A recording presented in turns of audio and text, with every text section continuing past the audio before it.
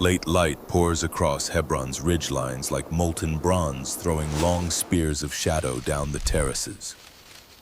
Wind moves through oaks that have watched empires blink. On the crest stands an old soldier with new fire in his eyes. 85, scar-mapped, back straight like a drawn bow. The hill he's facing is not polite. It is crowded with history and rumor, the place of patriarchs, a fortress town with giants posted like living walls. Most men at this age would ask for a quiet valley and a porch with a view. He asks for elevation and enemies. There's a hush in the camp, the kind you feel before a verdict.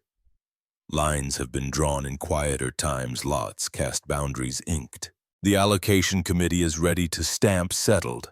But this man who has outlived a generation's fear steps forward as if the last 45 years were a warm-up lap. I've carried this promise like a flint in my pocket, his posture says, and now I'm ready to strike the spark. He is not negotiating for comfort. He is testifying about a covenant and volunteering for difficulty as proof the covenant still holds. Consider the boardroom version, promotions on the table departments being assigned.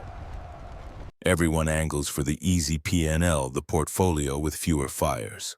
Then your oldest leader, steady, clear-eyed, asks for the turnaround nobody wants. Why not for a headline? Because his process is formed. Because he trusts what brought him this far. Because courage isn't noise, it's memory obeyed. Memory is doing heavy lifting here. He remembers grapes dragged like trophies between two men on a pole. He remembers the day numbers were stacked against them and fear won the poll. He remembers funerals in the desert, stones in the riverbed walls that fell to a trumpet's breath, and a skirmish that spiraled into defeat because of hidden rot. Therefore, he does not confuse hype for help, but he is not allergic to risk. Risk has never been the point. Promise has. Look at the ridge. Anakim silhouettes move along battlements tall as bad news. Any strategist could make the case for safer ground. Leverage your strengths. Optimize for longevity. Diversify your threats. Nothing wrong with wisdom. But wisdom that edits obedience is just fear in a blazer. The old warrior isn't ignoring the obstacle. He's interpreting it. High ground. Therefore, a clearer stage for God's fidelity, but also a harder climb, so gather a team, stock the springs, and plan the approach. His voice when he speaks to Joshua isn't the tremor of nostalgia. It's the timbre of someone who has kept receipts. He doesn't claim he's as fast as 25. He claims he's as faithful as 40. Strength, he says, isn't a number on a birthday cake. It's a habit made of ordinary obediences repeated until they become a spine. He frames his request with verbs that matter. I followed fully. I held the line. I'm ready to act. Not I used to be brave, but I've stayed available. You can see the faces of the younger fighters in the crowd tilt toward him like flowers finding the sun. They grew up on stories of miracles they never saw. They have fought their fights, yes, but mostly with momentum at their backs. Now they watch someone whose momentum was interrupted for decades, who kept his soul from corrosion in the slow seasons, and it does something to them. His courage isn't a pep talk, it's a permission structure. If faithfulness can look like this at 85, what excuse exists at 28? He steps toward the ridge and names the mountain not as a trophy, but as a trust. There is no swagger in him, but there is a settledness that unnerves cynicism. He knows the cost of presumption. I taught them that, therefore he pairs audacity with alignment. But he also knows the poverty of playing it safe when God has already spoken. He's not hunting a personal legend. He is stewarding a communal memory. This is the land of our fathers. This is where promise meets proof. Courage in this scene is not an emotion. It is the choreography of memory, obedience, and mission. Memory says God has been faithful to me in particular ways. Obedience says, therefore I will take the next clear step even when it looks strange. Mission says, but I will do it in a way that blesses those who come after me. Springs, not just stones. Homes, not just headlines. Put differently, he's not trying to die on a hill. He's trying to live on one. And yes, giants still breathe up there. Therefore, says the old man's stance, we'll need a plan that outlasts adrenaline partners who will inherit the fight with me. Engineers of wells and terraces, teachers who will tell these stories without turning them into superstition. But his eyes add, we will not subtract the impossible simply because we are tired. His request is a rebuke to every lazy algorithm that assigns difficulty to the young and comfort to the old. Sometimes the oldest hands must grab the hardest rope so everyone sees how ropes are climbed. The sun drops a finger width. The decision is made. Papers signed in dust. The mountain is now a calling with a deadline. The camera holds on his face lined luminous, then tilts up to the ridgeline where the work waits. As we fade, hear the quiet thesis of this whole journey.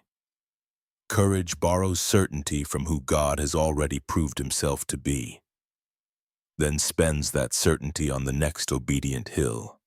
We started on the ridge to show the endgame. Now we rewind to understand how a heart like this was built, how a 40-year not yet forged an 85-year I'm ready. True courage isn't loud, it's long. It remembers God's record, obeys the next clear thing, and asks for a hill that proves the promise, not the ego. Heat trembles above the Negev like a living veil as 12 men drop out of the hill country with dust on their ankles and a story in their eyes. 2 of them, Caleb and Joshua, carry a single cluster of grapes slung on a pole so heavy it swings like a purple lantern between them. Behind the fruit trail, pomegranates like small suns and figs like clenched fists. The crowd inhales. This is not rumor, this is evidence you can taste. The report begins like a hymn. The land is good, therefore hope kicks in everyone's chest. But hope is fragile when it hasn't practiced. Maps unroll, voices stack. And then the pivot. However, the cities are fortified. The people are huge. The descendants of the Anak are there. A word can tilt a nation, however. You can feel the air go thin. Mothers squeeze children closer. Men who bragged about conquest 2 nights ago study their sandals. Caleb steps into the noise. He has learned that fear metabolizes fast unless interrupted. We should go up at once, he says. Not bluff, not bravado, a recalibration. If God has spoken, then delay breeds distortion. Therefore, move now while memory is fresh and the fruit still drips in your hands. But the majority is already editing the story to match their feelings. We seemed like grasshoppers to ourselves, they insist, and the line ricochets through the camp until imagination shrinks the people of promise to bug size. What you call yourself in your head decides what battles you will even attempt. The 10 spies don't simply deliver data, they curate dread. They stack odds until courage looks irresponsible. They offer statistics without the statistic that matters. Who will be with us? Caleb and Joshua aren't ignoring the walls. They're measuring them against a different reference point, a sea that split a sky that fed them, a mountain that thundered. Courage for them isn't a feeling that cancels fear. It's a frame that puts fear in context. Night falls and the rumor keeps working. Therefore, panic organizes itself into a plan, elect a leader, and go back to Egypt. But regression always dresses up as wisdom. Think of the children, they say, as if slavery were safer for sons and daughters than risk with God. Stones appear in hands for the minority voices. It takes almost no effort to form a mob when the story in the room is we are small and the problem is big. Zoom to your world. The market review is glowing, demand unmistakable, early adopters thrilled. Therefore, your team buzzes with ideas, but one slide says incumbents are massive and the room tilts. Somebody whispers antitrust or burn rate or reputation risk, and suddenly the only safe plan is to retreat into what's familiar, even if familiar was killing you.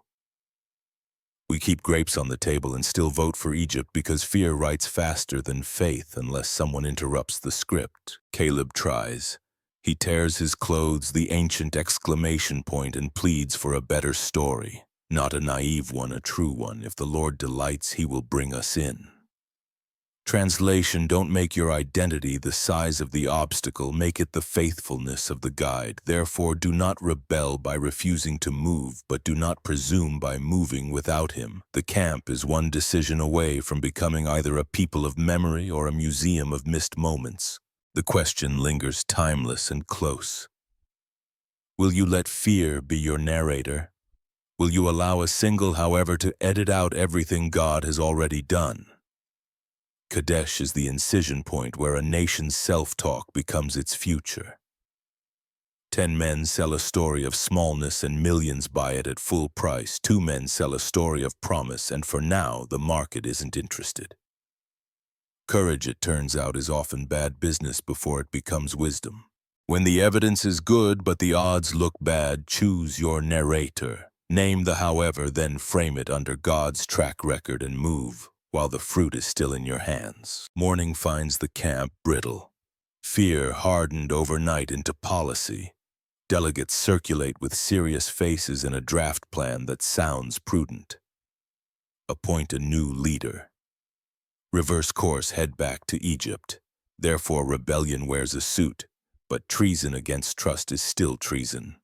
Moses and Aaron fall on their faces. Joshua and Caleb rip their robes, voices cracking as they plead, don't throw away the future because today feels tall. The answer is pebbles gathered for a stoning. When panic feels like virtue, prophets look like threats. The cloud that has led them steps forward, not as soft shade, but as a witness. Judgment isn't a mood swing, it's the boundary that guards life. Therefore, God draws a line the nation would not draw for itself. The generation that chose slavery of the heart will not carry freedom on their backs. But mercy refuses to vanish. He will not erase the people. He will shepherd their children, the very ones fear claimed to protect. 2 names, Joshua and Caleb, are carved out of the decree like embers that refuse to go cold. The verdict lands like thunder. 40 years. One long lap around regret. Therefore, funerals become the national calendar. But even in the desert, school is in session. Manna trains daily trust. The tabernacle teaches presence. Discipline is not the absence of love. It is love refusing to let us worship our panic. The days acquire a rhythm, walking, burying, telling stories, trying again to believe. Under raw sun, a new generation learns what the last one wouldn't. Memory is a weapon and obedience is oxygen. Grief provokes a reflex, some pivot into bravado. We'll go up anyway, a faction insists, grabbing weapons and charging toward the hill country without presence, without permission. Therefore, courage severed from obedience becomes suicide. But the lesson, bleeding and unmistakable, brands itself on the survivor's timing as part of trusting. The road circles sand, mutters under sandals, and Caleb waits.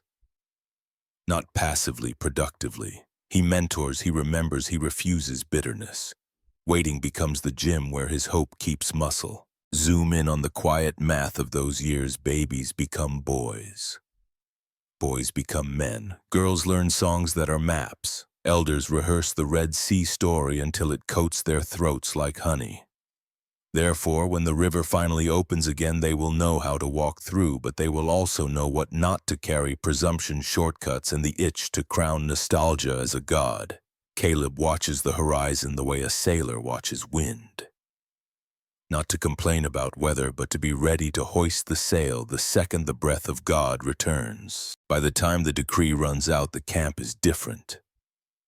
Leaner, quieter, less impressed with crowd noise, more alert to presence. Judgment has done its severe work and mercy has done its gentle one.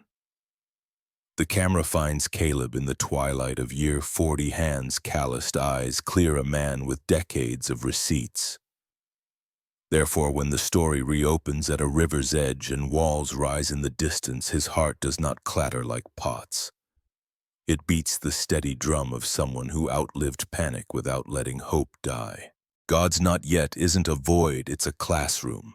Let discipline anchor you, let mercy keep you, and let waiting become the place your courage grows, roots that can hold a mountain. The desert has a way of scraping the varnish off a soul. There are no crowds here to clap for you.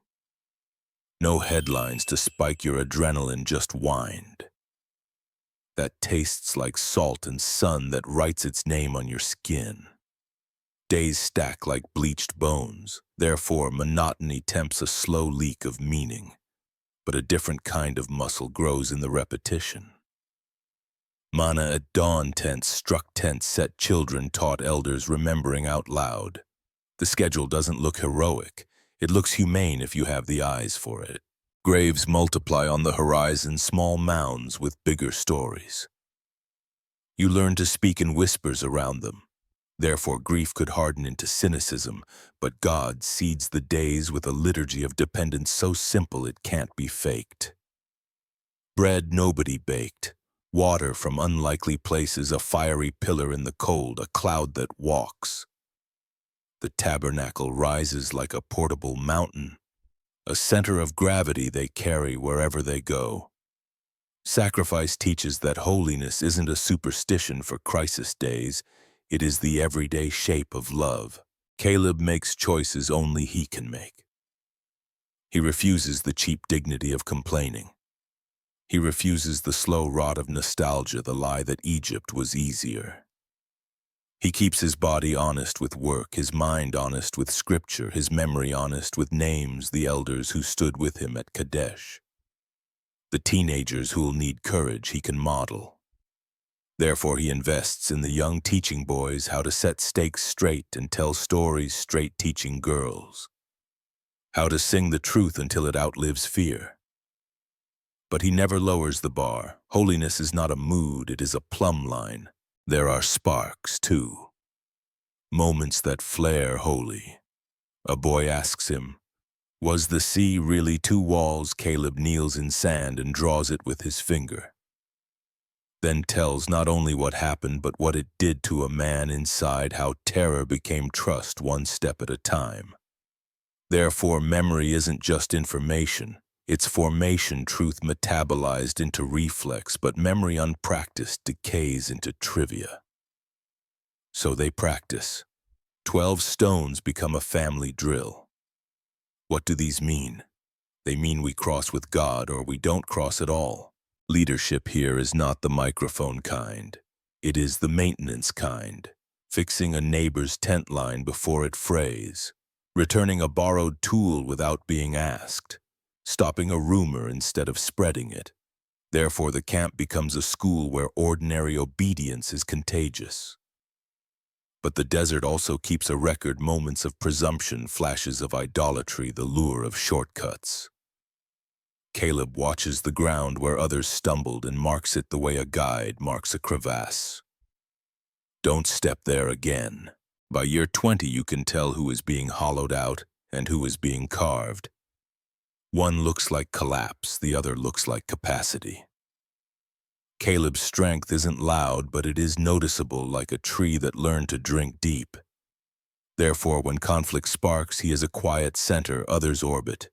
But he never confuses being needed with being entitled. He still takes last watch, still carries loads others drop, still prays with his eyes open to the wind, remembering a ridge he hasn't touched yet, and a God who doesn't need youth to keep promises. Maybe this is the secret the young can't see yet. Epic courage is built in unepic days. You become the kind of person who can say, "Give me this mountain," by saying, "Give me this chore," 10,000 times without resentment. Therefore, when the pillar finally shifts north and the rumor of river water parts the conversation like a knife, Caleb is not scrambling to get in shape, but ready men don't rush. They move with the gait of those who train during the silence. Hidden years aren't wasted years. Use repetition to build reflex, grief to deepen love and memory, to hardwire obedience so when the moment comes, courage is already your habit. It's spring and the Jordan runs fat with snow melt. A brown mussel thrashing between banks crowded with reeds. Villages upstream have already stacked sandbags against this annual mood swing. But Israel stands boot to water with priests shouldering the ark gold flashing like caged daylight. Therefore common sense says wait for dry season. But obedience does not bargain with calendars. The order is simple, almost rude in its brevity. Step in. Caleb watches the priest's toes meet the current. It's not a cinematic leap. It's a modest choice that feels enormous to the ankle. Cold seizes bone. The river snarls around their shins, then buckles. Water draws itself up like a curtain tugged by an invisible hand, piling far off at a town called Adam. Downstream, the bed yawns open with a sucking sigh. Therefore, the impossible becomes a road, but it requires someone to keep standing in the middle so everyone else can pass. Priesthood is often that holding still under weight so others can move into promise. The crossing is not a sprint, it's grandmothers, toddlers, animals, carts, the clink of cookware. A nation walks through the ribcage of a river as if strolling a market lane while the men with the ark do not flinch. Caleb moves among the people like a shepherd steadying a wheel, lifting a child, making eye contact with the skittish. He memorizes the sound of souls on riverbed and tells himself, remember this. Because adrenaline fades and without ritual memory evaporates and courage along with it. Joshua interrupts the wonder with an instruction that feels like a nuisance until it turns out to be a gift. Pick up 12 stones from the middle where the priests stand. Not any stones, river-wet ones with the smell of silt and miracle. Therefore each tribe sends a man back into the bed to heave a rock onto his shoulder. But rocks are not stories unless somebody tells them. Caleb grins at a boy who is watching and says, this is how we borrow courage from today for fights we haven't met yet. By sunset, the people are camped at Gilgal, and a cairn rises like a rough-hewn proclamation. It doesn't glow. It doesn't hum. It just sits there, daring forgetfulness to try its luck. That night, fathers and mothers rehearse the script Joshua wrote into the ritual. When your children ask, what do these stones mean? Tell them the Lord cut a road through a river so we could walk into our future. Therefore, the stones become portable courage baked into family language. But rituals die when they are treated as museum pieces rather than living prompts. Caleb holds one of the stones in his lap after the fire sighs low. It is heavy the way truth is heavy. He thinks of Kadesh, of the 40-year sentence of funerals that taught him to number his days. He thinks of a mountain with giants and springs that need digging. He runs a thumb over the stone's water-worn skin and prays a quiet, stubborn prayer. Don't let me trade this memory for noise. Don't let victories turn into formulas. Keep my obedience simple and my courage borrowed, not manufactured. Morning brings logistics. Jericho's walls glare from the near horizon. Its sentries no doubt rattled by the rumor of a river that stood to attention. Therefore confidence hums in the camp. But the first city will not fall by swagger. It will fall by a pattern that looks foolish until it's wholly a reminder that the God who parts water also designs the steps you take after the shore is dry. Caleb pockets a smaller stone, the kind you worry with your fingers, and tucks it in his belt. It will be his sermon note for the week. Remember the river when the walls refuse to care. There are seasons when the decision is not between good and bad, but between standing still with weight and leaving too soon. The priests will only step out when the last child has crossed. Courage sometimes looks like patience under pressure. Therefore let others rest on the faith you carry. But do not mistake being used by God for being owed an easier assignment next. The road ahead includes strange instructions, a public failure, repentance, and recovery. The stones won't knock down a single wall. They will just keep you from forgetting who does. Obedience opens roads you can't see from the bank, and memory keeps those roads from fading. Name your stones, tell their story, and carry one forward to the next wall. Jericho stares like a dare, sun-baked stone stacked in confident geometry gates, bolted guards peering through murder holes. Israel's camp hums with sharpened spears and theories. Someone sketches ladders in dust. Someone else argues for ram's fire tunnels. Therefore, the problem seems solvable by hustle. But the assignment that arrives in Joshua's tent is a parade plan, not a playbook. Priests, trumpets, the ark, silence. 6 days of loops, then a shout. Strategy class grinds to a halt. Faith class begins. Day 1. They circle the city like a clock hand. Nobody taunts. Nobody negotiates. The only sound is sandals' breath and the ache of trumpets.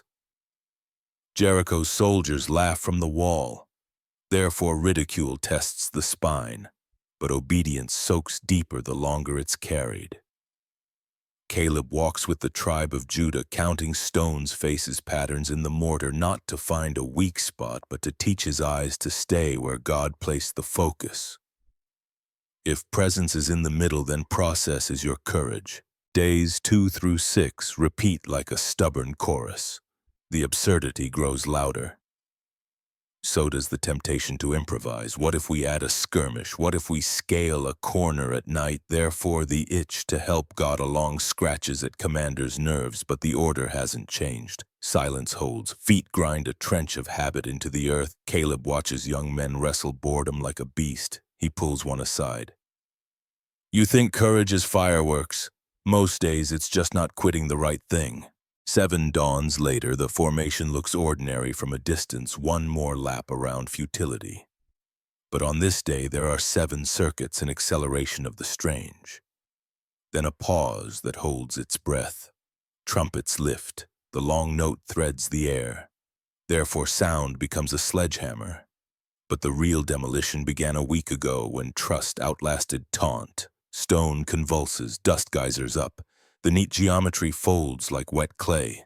The city that mastered war discovers it cannot master obedience it doesn't understand. The band this city is devoted, not plundered lands with moral weight. Therefore, victory asks for restraint, but fresh success breeds entitlement. Caleb feels the tug of we earned this and names it what it is, a trapdoor. He walks past gold that could buy comfort at 85 and lets it glitter for someone else. He remembers the Jordan stones in his belt and the river road under priests' feet. We are as strong as what we refuse, he tells himself, and as safe as the presence we won't leverage. Jericho writes 2 axioms in his bones. First, when God is the strategist, obedience is the tactic. Second, walls fall on schedule that looks foolish until it's finished. Therefore, courage, real courage, can look repetitive, uneventful, even embarrassing. But it is doing something to you while you do it. It is fitting your heart for a harder hill tomorrow. And somewhere west Hebron's giants feel no tremor at Jericho's collapse, which is fine.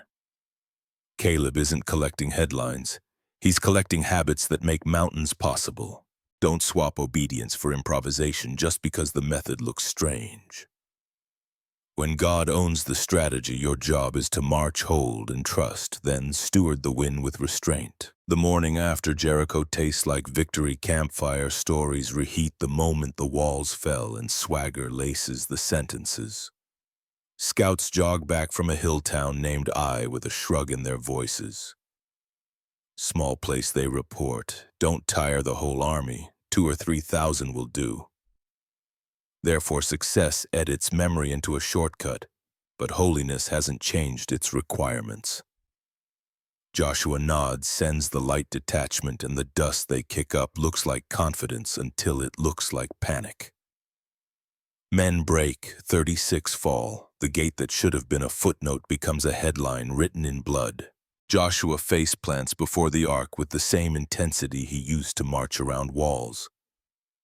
Why is not blasphemy when it is the anatomy of trust? Therefore, God answers the question they weren't asking.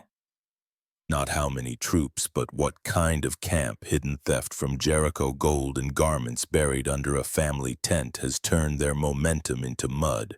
The name is Achan, but the problem is communal. Israel is a body. Infection in one limb can stagger the whole frame. Courage, it seems, is not a standalone trait. It requires clean hands. The exposure is public because the wound is public. Lines form. Tribes, clans, households pass under searching eyes until a single man stands alone, heavy with secrecy. Therefore, repentance begins with truth spoken out loud. But confession without consequence is sentiment. The valley of Achan, the place of trouble, becomes an anatomy class on holiness, how rot spreads, how it's cut out, how pain can be a surgeon saving a life. You can almost hear the air change in the camp. Grief, yes, but also clarity. Their God is not a mascot you wheel out for hard fights. He is a presence you dare not monetize. Then comes the reset. God speaks again, not to scold, but to lead. Do not fear. Strategy returns, this time braided with humility. Scouts at night, an ambush behind the city, a feint to draw eye out, a signal of raised spear, a coordinated surge. Therefore, the same town that humiliated them becomes a lesson plan they won't forget. But the point isn't tactical brilliance, it's relational alignment. Obedience opens the door to creativity. When the trap springs, smoke lifts from eye like a second chance written in the sky. The spear stays raised until the work is complete, a visual reminder that courage is sustained. Dependence, not a burst of adrenaline. When the ash settles, Joshua leads the people to build an altar. Read the covenant and write the law on stones. Therefore, they refuse to let victories be the only things commemorated. They also memorialize the moment they chose holiness over hype. But there's no gloating in their songs. They've learned that speed without soul is a liability. Caleb watches young fighters who survived both the rout and the redemption. He can see it on their faces. The new steel is not swagger, it's sobriety. They will need this for longer wars and higher hills. Zoom to us. We love efficiency and resent friction. Therefore, we are tempted to call the slow work of integrity optional, especially after a win.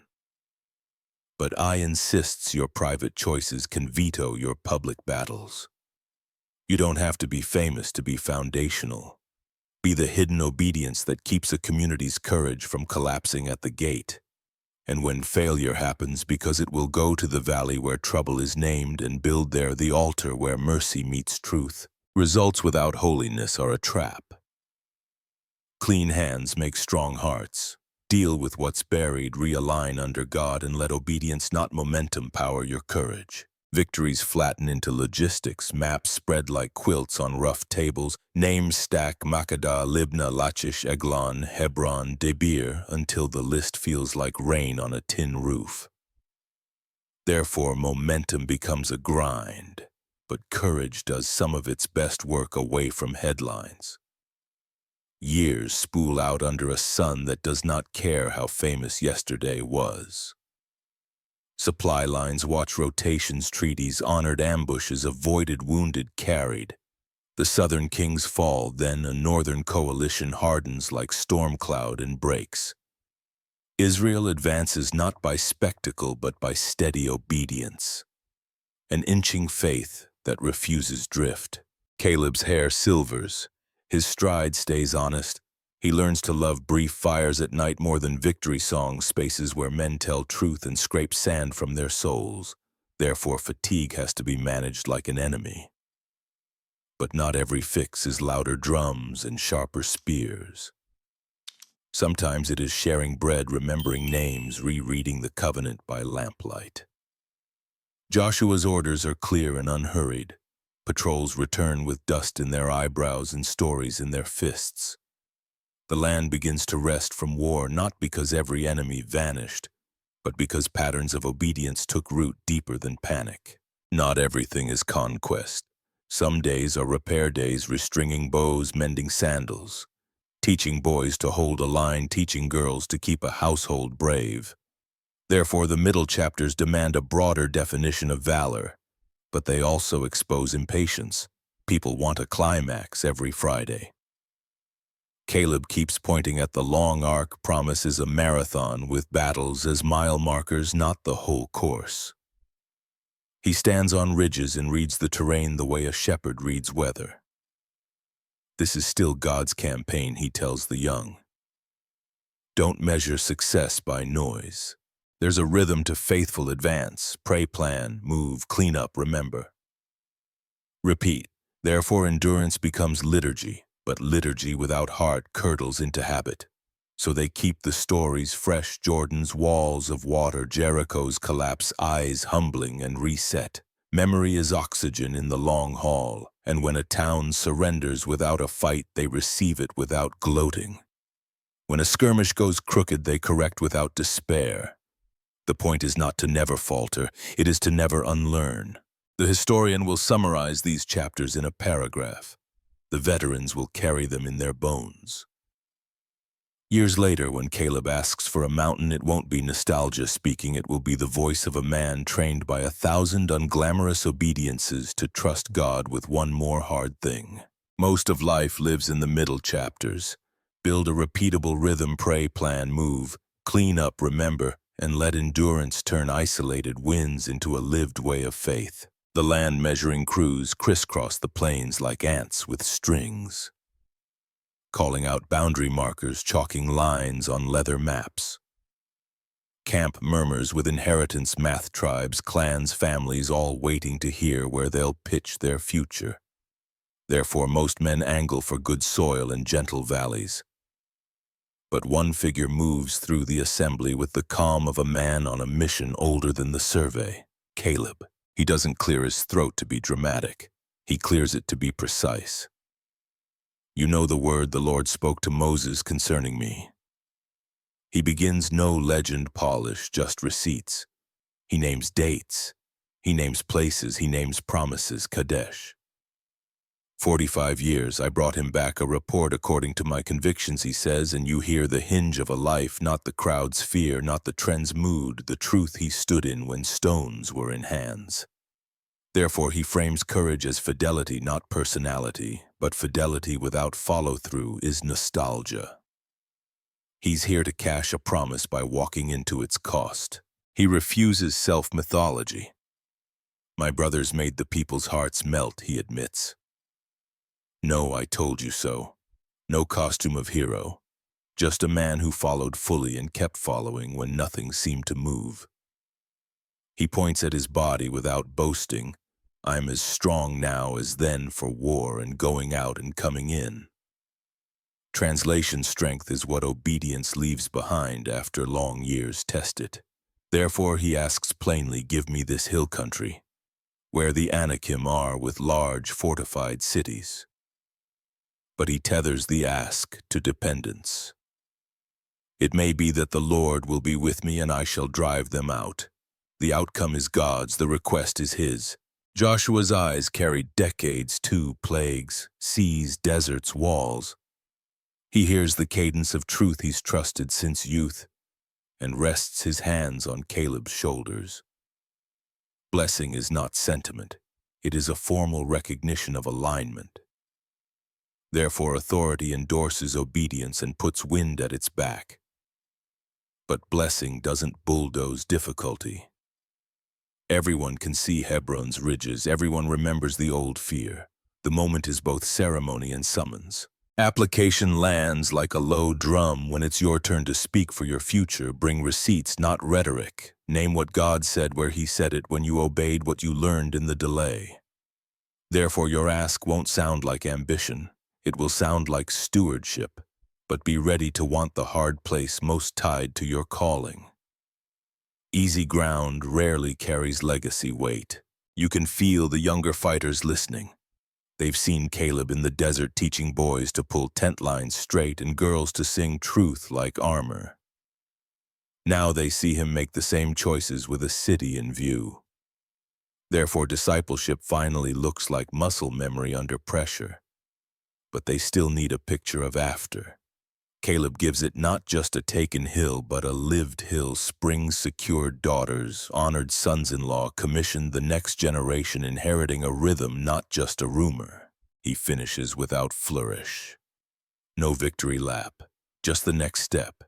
Hebron will not hand him a welcome basket. He will climb, He will bleed, he will rest on rocks and drink from canteens and laugh in the dark with young men who didn't know they could be this brave until an old man asked for a hard thing and let them help. That's what testimony is supposed to do, turn memory into momentum for a community. When you step forward to claim your calling, bring the receipts of long obedience. Ask for the hill tied to your promise and anchor the outcome in God, not your resume. Hebron is not a single gate. It is a knot of high towns. Hebron proper, with its terraces and tombs and satellite fortresses like Sheshai Ahiman.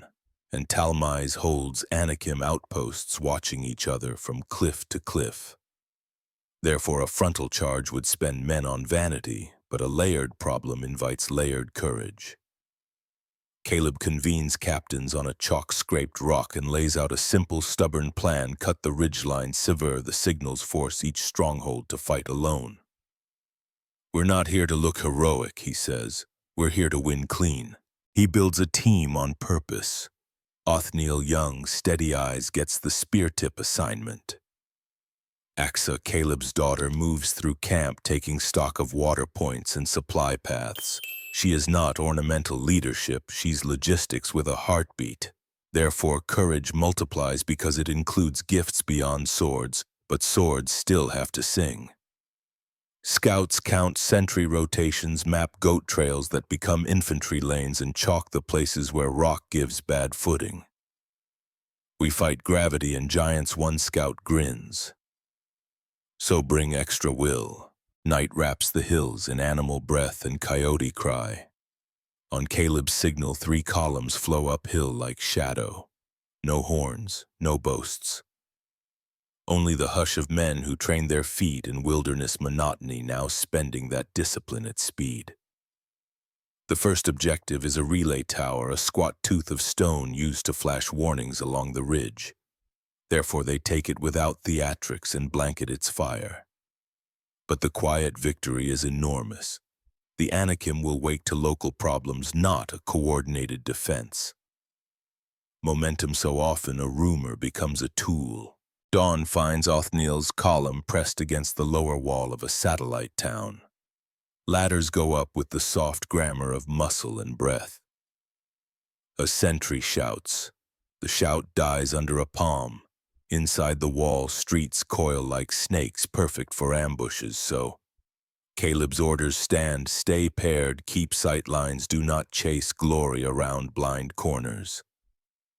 Therefore the fight stays disciplined, but it is still intimate and loud, shield on shield, grit on teeth, the thud of men meeting architecture. By mid-morning, the gate groans outward from within and spills panic downhill. Hebron proper answers with a counter-push tower. Archers stitching the slope with arrows. A ram's horn blare trying to recollect scattered nerve. Caleb steps into the pocket where courage is contagious. He's not faster than the young. He's steadier than fear. He signals a pivot, 2 squads swing wide, climb a goat trail missed by the maps, and arise behind the archers like bad news. Therefore height flips allegiance, but surprise alone doesn't finish wars. Street by street they press, always closing, never sprinting, always together. The giants themselves, Sheshai, Ahiman, Talmai, are not myths. They are mass and muscle kings of intimidation who have owned this skyline for years. Caleb refuses the theater of single combat. He refuses the romance of me versus the giant. Therefore he fights as a body, shields, interlocked angles, exploited knees, targeted, breath controlled. But there is still a moment when a corridor narrows and a figure like a doorframe fills it with a roar. The old man steps forward because leaders belong where decisions are sharpest. Weight meets will. The exchange is brutal, short, decisive. By afternoon, banners drop from towers like exclamation points. The valley hears a new grammar, not the taunts of giants, but the steady cadence of orders to clear alleys, secure wells, post watches. Axa moves again through the aftermath, reading the city like a ledger cistern. Depth, spring flow, terrace, stability. Therefore victory becomes livable. But if they do not secure water, they will inherit a trophy they can't keep. She brings the ask that will become a proverb. Give me also springs, upper and lower source, and run, because courage must be sustainable. Caleb calls the team to the patriarchs' tombs at twilight. No plunder parade, no hero speeches. They stand where Abraham, Isaac, and Jacob lay, where promise first put down roots in this soil. Therefore the win is framed, not flaunted. We do not own this by muscle. We steward it by mercy. He posts a rota for the nights ahead, aware that strongholds die hard. But he also posts a rota for telling the story to children, because fear returns fastest where memory is thin. Water-secured wells named routes, mapped mentors assigned Hebron, shifts from headline to home. Big hills fall to shared courage and simple plans. Name the ridge, assign the lanes, fight together and secure the springs so your victory is livable, not just loud. The first nights in Hebron smell like lime dust and fresh-cut rope. Victory always needs carpenters. Therefore hammers replace war cries, and the music of the city becomes repair cistern lids, reset doors, rehung terraces, restacked where battle shook the stone. But courage cannot live on adrenaline. It needs water. Achan walks the slopes with a surveyor's eye, tracing the dry creek beds, with her finger measuring flow by memory and by hope. If we are to raise children on this ridge, she tells her father, we need more than a wall. We need springs. Caleb nods. He is not the kind of victor who confuses a hard-won address with a habitable life. When Achan asks boldly, plainly for the upper and lower springs, he does not scold her for ambition. He blesses it because sustainability is not selfishness, it is stewardship. Therefore the city's future is written in water, not just banners. But the lesson hides under the surface. The same man who swung a sword must now secure a source. The best warriors can become fathers and city builders without feeling demoted. They know the point of winning is living well in what was won. Hebron learns a new rhythm. Morning prayers at the tombs of Abraham and Sarah. Midday work on terraces that will hold vineyards instead of fear. Evening storytelling where boys who swung swords yesterday now carry jars, and girls who mapped water tables now teach the names of wells. Therefore memory is resharpened for peacetime, not shelved, but memory must be honest to be useful. They do not erase the defeat at eye from the story. They rehearse it too, because future courage collapses when we only pass down our highlight reel. Here's where we rushed, the elders say. Here's where we repented. Here's the altar we built. Achan's marriage to Othniel becomes a picture of joined strengths, tactics, and logistics, blade and blueprint. He will later judge Israel with a quiet steadiness learned on these slopes, but for now, he inspects walls while she inspects water. Therefore, legacy is not a speech handed to the next generation. It is a practiced way they inherit by repetition. But repetition without heart becomes stale. So they lace their drills with worship and their worship with drills. Children run from spring to spring, reciting names like a hopscotch Negev, source, upper flow, lower run. The city itself becomes catechism. Caleb's body, honest about its years, makes choices accordingly. He stops the work he could do faster so that others can learn to do it at all. He tells the story in shorter lines so younger lungs can carry it. Therefore, he becomes smaller so the future can become larger, but he does not disappear. When disputes flare over boundary stones or water shares, he steps in not with threats, with the weight of someone who bled for these terraces and will not let pettiness rot them. Holiness does not retire, it retools. Zoom to now. After a crisis, a recovery, a reconciliation, a big win, our lives also need springs. The upper spring is soul practice, prayer that doesn't depend on mood. Scripture that feeds more than it flatters, Sabbath that protects what matters. The lower spring is system practice, calendars, budgets, workflows, conversations that keep peace from leaking. Therefore, courage becomes a culture, not a stunt. But culture requires refusal, a refusal to let sarcasm pass for wisdom, exhaustion pass for devotion, or nostalgia pass for vision. Name the wells. Guard them. On a blue morning, Caleb walks the ridge with a boy who asks fearless questions. Were the giants really that tall? Did your hands shake? Why ask for the hardest hill? Caleb laughs, then answers without varnish. Yes, yes. Because God said not to humiliate fear, but to free the future from it. Therefore the boy inherits a world where truth and tenderness live in the same sentence. But he also inherits tasks: check the sluice men, the fence, return the tool. Glory is maintenance too. By the year's end, Hebron sounds less like triumph and more like home. Vine leaves tick and whisper. Goats complain, water mouths the lips of stone. At night the city glows like a patient constellation. A portrait of what happens when courage refuses to retire into legend, and instead gets busy installing faucets. Caleb sits where the wind tastes like rain and smiles the smile of a man who wanted a hill and ended up with a people who can live on one. Springs sing below, above the stars, between them a legacy calibrated to last. Win the hill, then make it livable. Ask for Spring's habits and systems that keep faith fresh and pass them on so the next generation inherits courage. They can drink not just stories, they can quote. What do you do with a story about an 85-year-old taking a mountain? You translate it into days you can actually live.